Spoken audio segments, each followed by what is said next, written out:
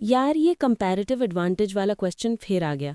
Free trade से actually होता क्या है दोनों कंट्रीज के वेजेस का? सिंपल है। कंपैरेटिव एडवांटेज के अंडर जब दोनों कंट्रीज स्पेशलाइज करती हैं और फ्री ट्रेड करती हैं तो ओवरऑल प्रोडक्टिविटी बढ़ती है। ओके, प्रोडक्टिविटी बढ़ी, पर वेजेस? वही तो मेन पॉइंट है। ज्यादा प्रोडक्टिविटी इक्वल्स ज्यादा आउटपुट इक्वल्स गुड्स चीपर हो जाते हैं, cheaper goods equals same income में ज्यादा कंजम्पशन।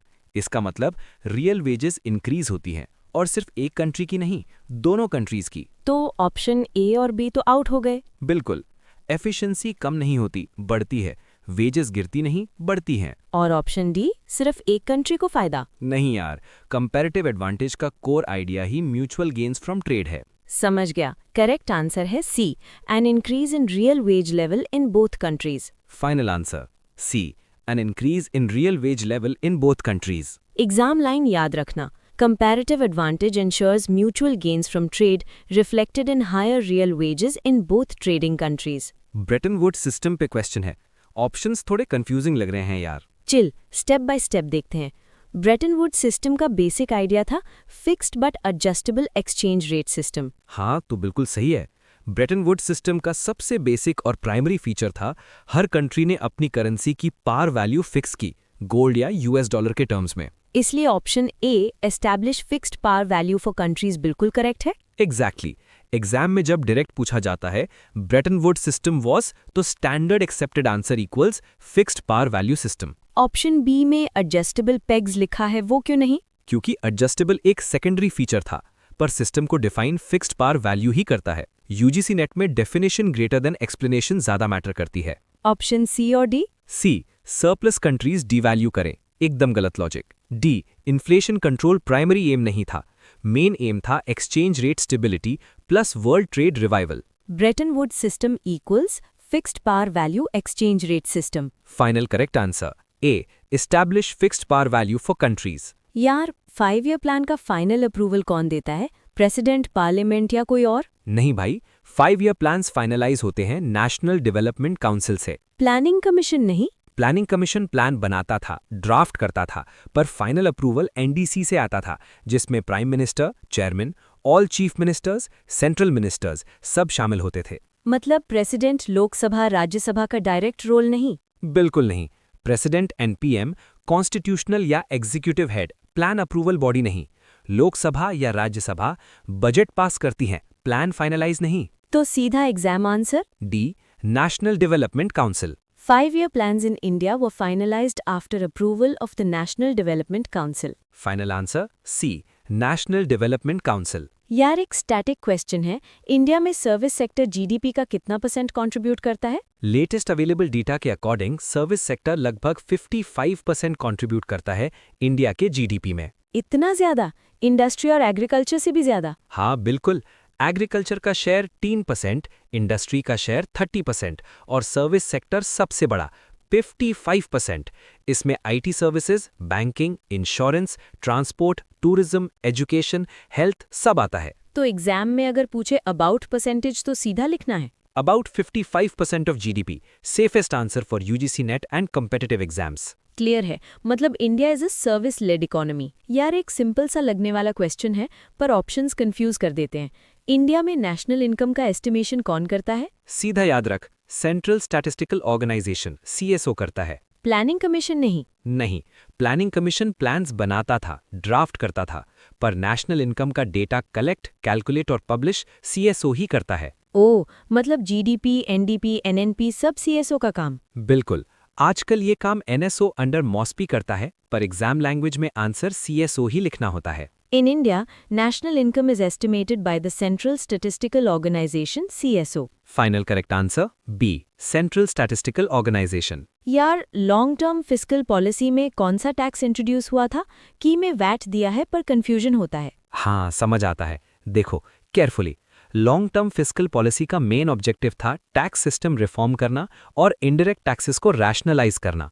इस विजन के अंडर वैट को प्रपोज किया गया, जिससे कास्केडिंग इफेक्ट कम हो और टैक्सेशन ट्रांसपेरेंट हो। तो मॉड वैट पहले था, लेकिन ये लॉन्ग टर्म फिस्कल पॉलिसी का पार्ट नहीं? बिल्कुल, मॉड वैट एक्साइज लेवल का स्टेप था। वैट ब्रॉडर फ्रेमवर्क LTFP के रिफॉर्म्स का मेन हाईलाइट था। समझ गया। तो एग्जाम में सीधा वैट टिक करना है। हाँ, एकदम करेक्ट। ऑप्शन ए मॉडवैट पहले का स्टेप, ऑप्शन बी वैट एलटीएफपी के रिफॉर्म्स में ऑफिशियली इंक्लूड। बाकी options profit tax, succession tax एकदम गलत। Under long-term fiscal policy, VAT was introduced as a major tax reform measure in India. Final correct answer B VAT. यार ये question है, date relief to farmers कौन सा type का expenditure है, plan या नॉन प्लान? सीधा याद रख, प्लान एक्सपेंडिचर 5 ईयर प्लान के टारगेट्स और डेवलपमेंट स्कीम्स के लिए। नॉन प्लान एक्सपेंडिचर रूटीन या ऑब्लिगेटरी स्पेंडिंग जैसे interest payments, subsidies, debt relief. Oh, तो फार्मर की डेट रिलीफ में प्लान का बजट नहीं लगता? एग्जैक्टली ये नॉन प्लान एक्सपेंडिचर में आता है क्योंकि गवर्नमेंट ऑब्लिगेटरी सपोर्ट या सब्सिडी दे रही है। ये डेवलपमेंट टारगेट से डायरेक्टली लिंक्ड नहीं है। और बाकी ऑप्शंस, डेवलपमेंट या defence? Development expenditure infrastructure, education, health, irrigation etcetera.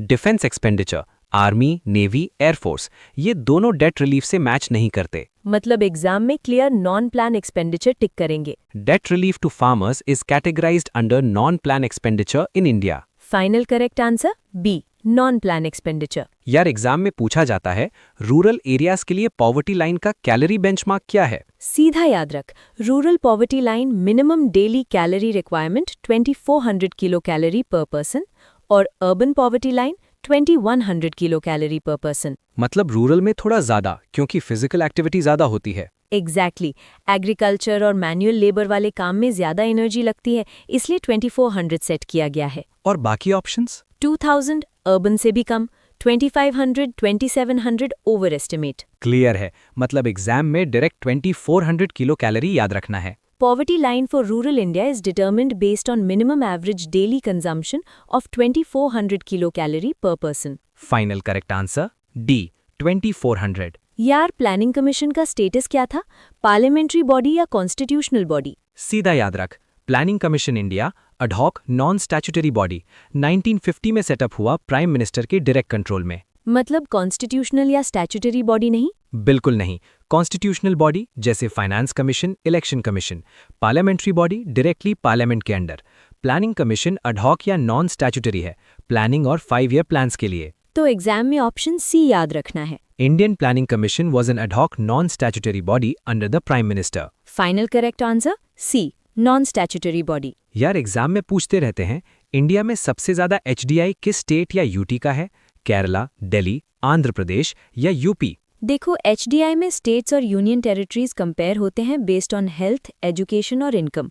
Latest reliable HDI rankings के हिसाब से गोवा सबसे हाईएस्ट है, फिर केरला सेकंड और दिल्ली भी टॉप में आता है, पर among the given options Kerala highest है। अच्छा, मतलब गोवा टॉप है ओवरऑल, लेकिन ऑप्शंस में केरला बेस्ट चॉइस है। हाँ, exactly. Among the given options, Kerala has the highest human development index in India. Final answer C Kerala. यार कोरिलेशन कोएफिशिएंट और रिग्रेशन स्लोप्स का क्वेश्चन है, कौन सा फॉर्मूला यूज करना है? देखो, बेसिक स्टैटिस्टिक्स याद है, अगर b-xy slope of regression of x on y और b-yx slope of regression of y on x है, तो कोरिलेशन कोएफिशिएंट r इन दोनों का ज्योमेट्रिक मीन होता है। R is equal to plus minus under root b-xy dot b-yx. हाँ, याद है, साइन काफी इंपॉर्टेंट है, पॉजिटिव या नेगेटिव कोरिलेशन में डिफर करता है। Exactly. Option A is correct. मतलब डायरेक्ट फॉर्मूला एग्जाम में याद रखना है, geometric mean of slopes. Final answer